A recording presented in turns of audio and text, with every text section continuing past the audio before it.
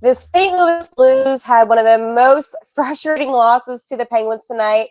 Luckily, I do have Hunter with me who's going to calm me down for a little bit, getting right into this post-game show here on Locked On Blues.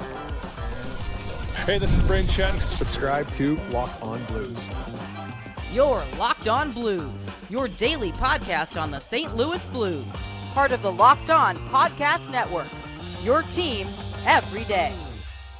What is up, everybody, and welcome back to Locked On Blues. I am your host of Locked On Blues, Haley Taylor Simon, talking all things about our St. Louis Blues. Tonight, not in the best mood after that 5-3 loss to the Pittsburgh Penguins. So we're going to break down the game for you. I'm with Hunter. We're going to do some key takeaways as well. I'm going to obviously go on a rant about what it means in the Central Division, mostly looking at that Western Conference second wildcard spot that seems to be slipping away. But before we get into that and I bring Hunter in, today's episode is brought to you by FanDuel. Right now, new customers can get $200 in bonus bets if your first $5 bet wins. Hello, Hunter. How are you today? Well, the Penguins, this is their first three-game winning streak since late November, early December. We haven't seen many of these this year, considering how bad this team has been. But hey, when Tristan Jarry goes on a heater like this, his annual little heater where when the stakes are really low, he plays well. I guess you just have to respect it a little bit, right? But the Blues played very well tonight. But, Penguins' big gun showed up, and Tristan Jarry, again, he's on a nice little heater right now. Yeah, so I want you to kind of talk to me too about Tristan Jarry because he's been sent down to the AHL twice this season, and it's been really a fluid season for him. A lot of people had such high potential for him heading into the season, and it's just kind of been all over the place. And tonight, I have to tell you, he looked like a great goalie, and you would have never suspected that he would have just been in the AHL not too long ago. Yeah, I mean, he had his first start coming back from the AHL this past weekend against Minnesota. And I'm like, oh boy, here we go. He wasn't really playing that well in Wilkes-Barre after going back down there for a second time. And everyone's like, okay, the tank commander's coming up because the Penguins were on a collision course for a top 5 pick in this year's draft. Then he goes out there, plays really well against the Wild. And I'm like, okay, that was just one game. He might turn back into Pumpkins Vegas. Nope, goes out there, almost shuts out Vegas. He plays very well against them in that game, arguably the biggest reason why the Penguins won that game, and then does the same thing tonight. Like, this is 3 games in a row now where this is a completely different goalie. I mean, he has not played like this at all this season. For a lot of this season, he seemed like he's been broken. Like, he's been playing too deep in his crease. He's not challenging shooters enough, playing way too passive. His movement hasn't been good. These last 3 games, though, everything has just changed. Like, he's a lot more calm in net. His movement has been really good. He's actually challenging shooters now, which that's what he was doing when he had a really good season a few years ago during the first half of the 21-22 season before he had his broken foot. Like that I think that first half of that season is the best I've seen Tristan Jarry play. That version is what we've seen the last 3 games here. And again, like, I just don't think he's that good in high stakes situations. Like, I think his confidence it deteriorates every time he plays in a high stakes game. But now with the team where it is in the standings, I think he's been playing a bit more carefree and he's been playing lights out. I mean, again, he was one of the biggest reasons, if not the biggest reason, why the Penguins won this game. So it's interesting, right, where the Penguins are at. Obviously, I was upset that P.O. Joseph could not play tonight because I wanted some brother and brother hockey. Luke Shen was traded to the Penguins for a hot minute.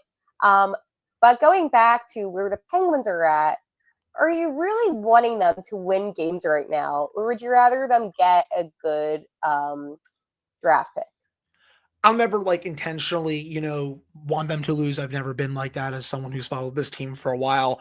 If they did, continue to lose games here, I know they've won 3 in a row, but before this little winning streak, they hadn't really been playing that well since the Four Nations break. So if they were to continue after this going on to lose more games and get a top 5 pick, obviously I'll welcome that. I mean, they haven't had a top 5 pick in so long.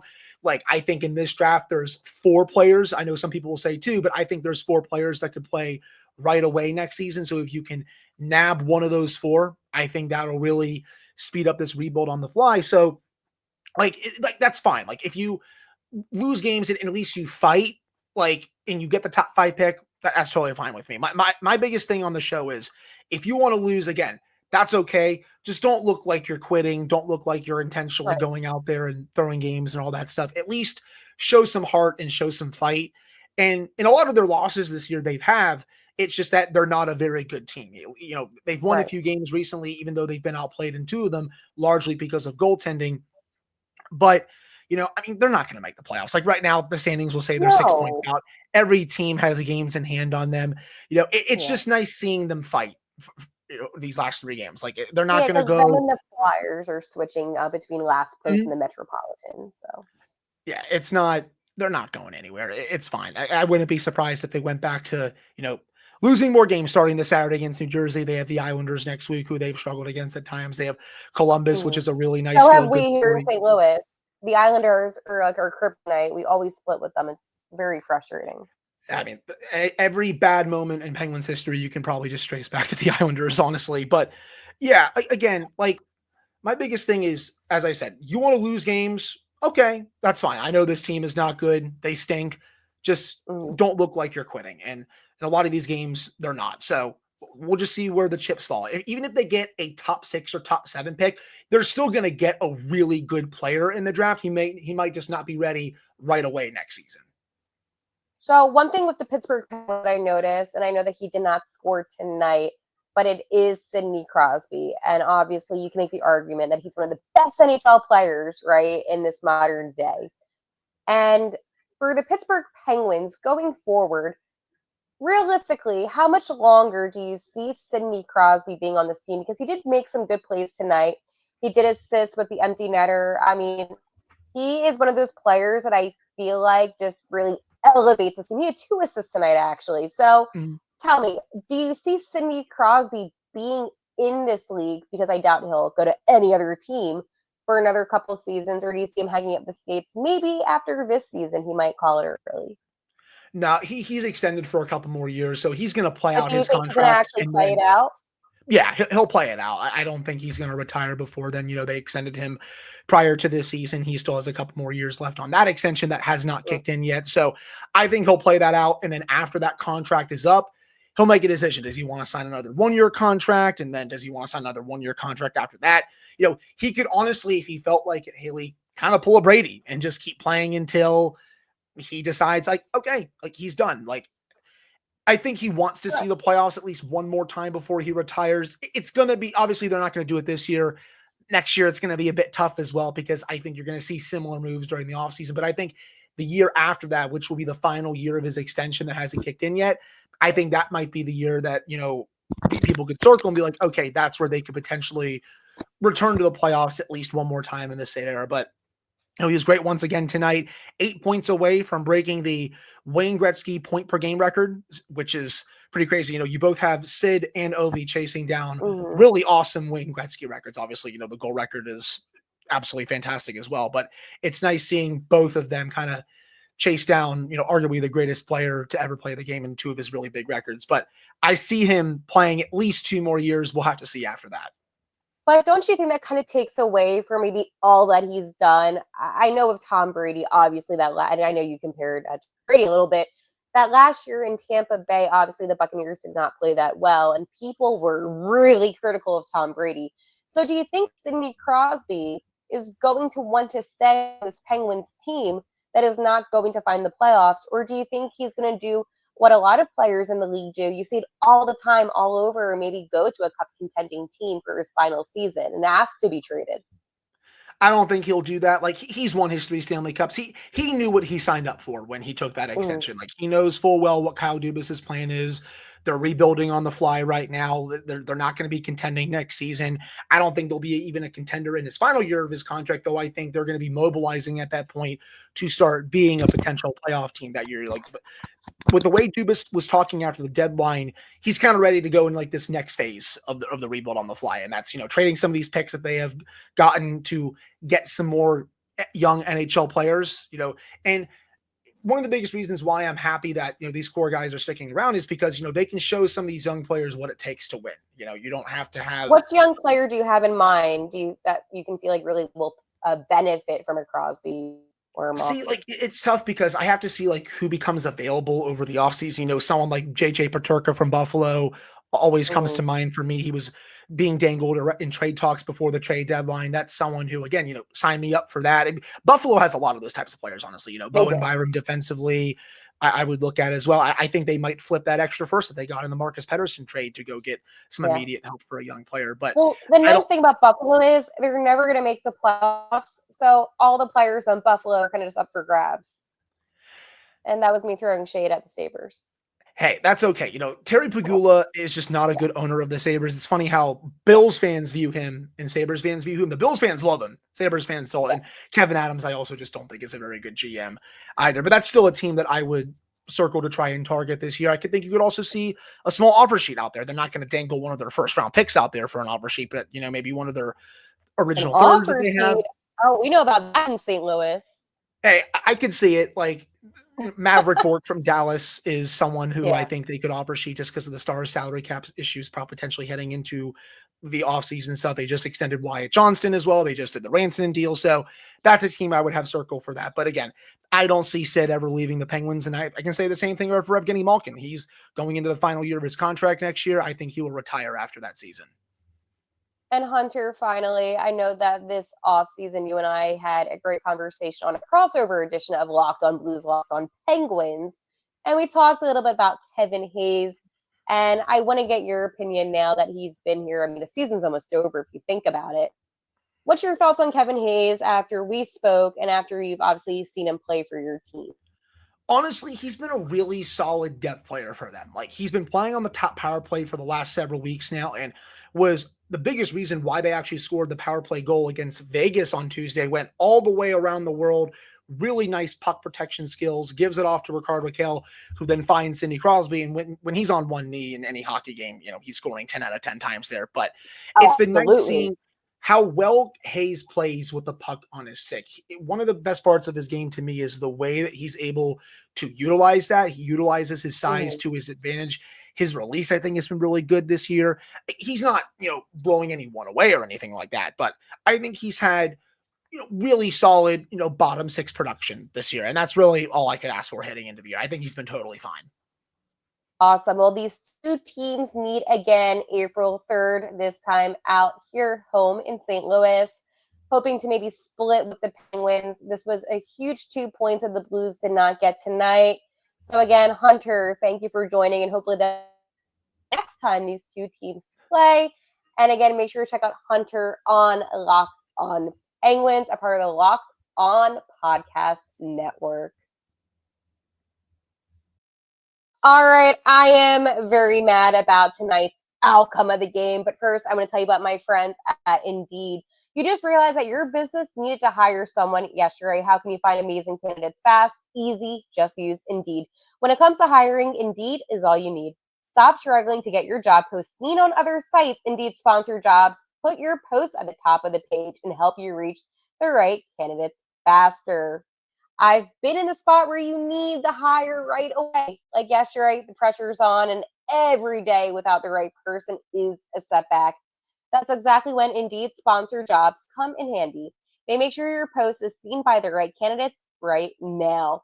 Now you can speed up your hiring process with a $75 sponsored job credit. Just go to Indeed.com/lockedon right now and support our show by saying you heard about Indeed on this podcast. Terms and conditions apply. Hiring Indeed, it's all you need. So we just talked to Hunter from Locked on Penguins. Patrick will be with him tomorrow on their show per usual. But right now, I'm going to give you some of my angry side, my venting side, because tonight's game was absolutely ridiculous. The St. Louis Blues were the better team for majority of the game. And I have to tell you, that first period really ticked me off. It's not because I don't think the Blues didn't put in an effort. It just was because they weren't connecting with the net. And Jari, who would have thought a goalie that was sent up and down between the AHL and the NHL multiple times this season was going to look like Jordan Binnington did in the Four Nations face-off? Well, at least the final game. The point I am trying to make is that the Blues clearly are struggling without Colton Parayko on defense. And it's not a good situation for this team to be in. I talked about the Blues' defense, and I saw sloppiness tonight from Tyler Tucker. By the way, I didn't know if I mentioned this. Texier did not play tonight, neither did Matthew Kessel. No big losses in my eyes. I'm sorry, but I'm at the point right now of the season where I'm over the sloppiness, where I'm over the turnovers and the carelessness. This team was playing the final 2 minutes of the game without any urgency. And that to me is unacceptable. You are fighting right now to go into the playoffs, not even, finishing to be one of the top 3 best teams in your division. No, you're looking for that second wild card spot because that's all you can get. And you are not playing like it. I'm over it. I'm over the sloppiness. I am over the, I was going to say laziness, but I know it's not laziness. Maybe it's just the lack of urgency. Maybe that's what it is. And I think that's my biggest issue with this team is that Braden Shen, love him, great captain. Where's the other leaders on this team? I'm sorry, but I'm saying it for how it is. I did not see any other player on this team tonight carry this team when they were struggling and down. Jordan Binnington had to get pulled tonight, and Joel Hofer went in instead because that's how bad tonight's game was defensively. Am I seeing Nicoletti getting the team fired up? No. Am I seeing Justin Folk getting the team fired up? No. So tell me exactly what is going to motivate this team. You were playing one of the worst teams in the Metropolitan. I think that they're actually, let's go see. I think the Flyers won. Yes, so they're in last place in the Metropolitan. The 62-point Pittsburgh Penguins. I mean, we only have 69 points. But you're playing the worst team in the Metro. And you can't, for the life of you, get ahead of them. You went down right away in the first. And then that's it. And that's the problem with this team. When they go tumbling down, they can't seem to pick themselves back up again. And I don't understand how they didn't use their timeout until the last 22 seconds of the game. That to me was unacceptable. When you had about, I believe it was like 2 minutes and 21 seconds left, if I recall, use the timeout then. Regroup your team. You actually have time then. And that's what frustrates me. It's the clock management. It's the lack of leadership. It's the lack of urgency. And that is what gets me. This team does have great talent. I mean, tonight, and I hate to be all negative, but we saw Zach Bolduc score a power play goal in the first frame. And I thought that was awesome. I mean, it was a great power play goal. And Zach Bolduc, he's been on a roll lately. Ever since I began, by the way, I believe it's because of me.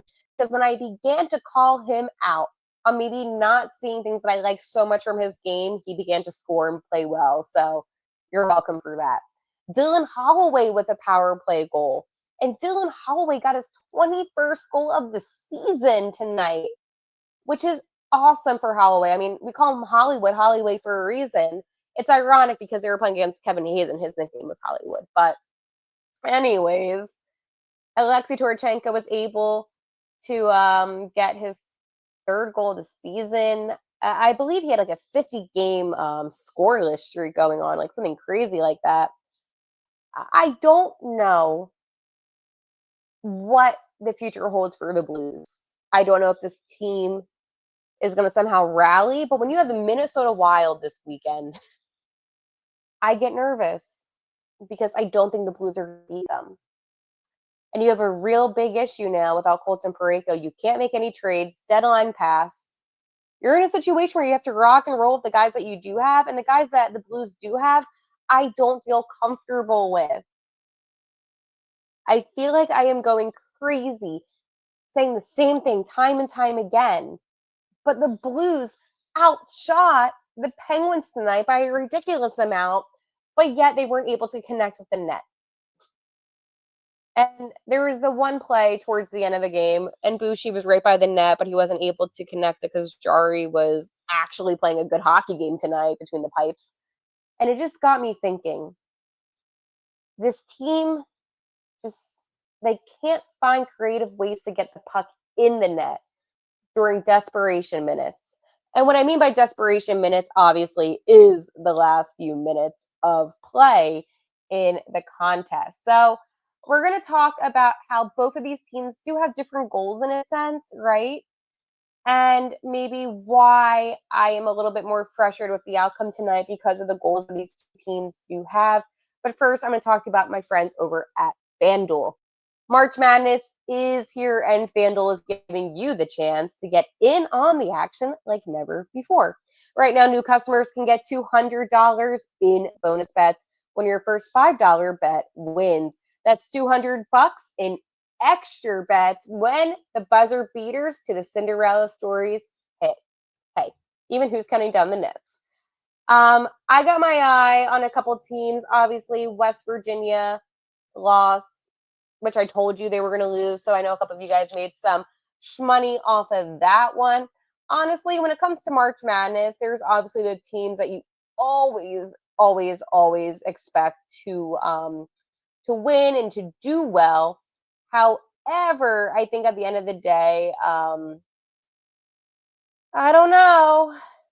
I think right now with Cooper Flag in a wheelchair with Duke, that makes me nervous. I can go on and on about this.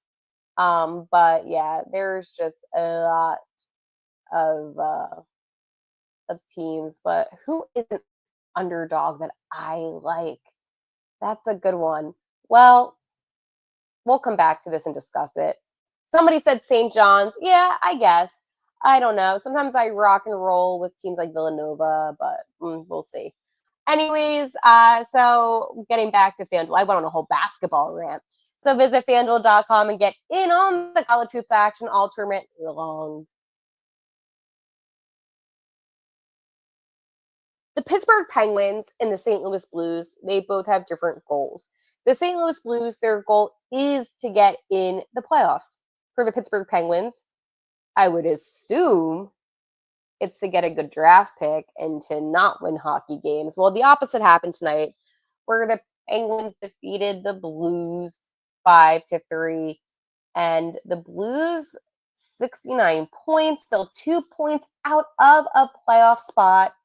But I just get very ticked off when they lose a game like this. For the Pittsburgh Penguins tonight, I wasn't expecting them to play as dominant as they were, despite the fact that they do have players like a Sidney Crosby, who are, and Malkin, who are some of the best in the NHL. I know they're older now, but still, you have to respect greatness. I just expect the Blues to be more fired up. I mean, they just came off of Casino Night. And I know that they didn't beat LA. They got a point they didn't beat them, and I get that. I just need this team to find some more motivation. With the Wild this weekend, I can't sit here and say to you, wow, I feel confident after tonight. I feel deflated. This was one of the most frustrating losses from the St. Louis Blues all season. I don't even care what the guys have to say after the game. I don't. Because it's the same old. Yeah, we got to do better. We got to play, we got to play hard. Like, it's the same thing. I'm going to tell you what the problem is. There's not enough talent. There's not. And somebody on one of my other episodes said, oh, well, it seems like you switched your mindset after the whole trade deadline. Well, what other option do I have? Because clearly Doug Armstrong is going to try for a playoff push, which I think is ridiculous and a huge mistake. They should have sold at the deadline, but I get being close to a wild card spot. But again, 18th overall in the NHL right now. Let that sink in. 18th in the NHL right now. You know what that says? Middle draft pick again. Being the best worst team, it's not a flex, despite what Doug Armstrong might think. He might think, oh, this team, they're so close. Well, Doug, you've been saying that now for the past couple seasons. Let's not be ridiculous. The Blues have the potential. They do. I just think that they need to elevate the team, make the team younger. I mean, I saw some great effort tonight by Ryan Suter, Cam Fowler on defense, but those guys are older, and that's the problem. You're not going to have Suits and Fowler on the team 5 years from now. And you need to build around the younger guys. Do I think Tyler Tucker's that option? I don't. Do I think Matthew Kessel's that option? I know he didn't play tonight, but still, I don't. I don't see some of these guys being suitable options. And, I spoke to Adam Urachek at the draft. The Blues drafted him 16th overall, by the way, in case you wanted a refresher on what the draft pick is when you finish as the best worst team. And I'm really excited about Adam Urachek. Obviously, a lot of skill and talent, but that's the only player right now that I'm thinking about for defense that I think actually could be a part of this team for the long haul. I think that there's going to be a lot of discussion this offseason in the front office of players that they need to go after, but you need to be aggressive and you need to spend the money. And if that means freeing up your cap space by trading away a player, well, then you know what? Then do it, because at this point, it is ridiculous. And I'm actually annoyed, very annoyed, actually. But with that being said, again, a huge thank you to Hunter from Locked On Penguins. Him and Patrick will be talking about the victory that they had tonight, tomorrow. If I were them, I would have been annoyed because I wouldn't want my team to win if they were trying to get a good draft pick, but that's just me. For me on my end, tomorrow will be an Are We Feeling Blue Friday, where we talk about if this was a good week or a bad week for the St. Louis Blues. I kind of think you know where I'm going to be going at. And then we're going to preview the game against the Minnesota Wild. Like always, I will talk to you tomorrow, and let's go Blues.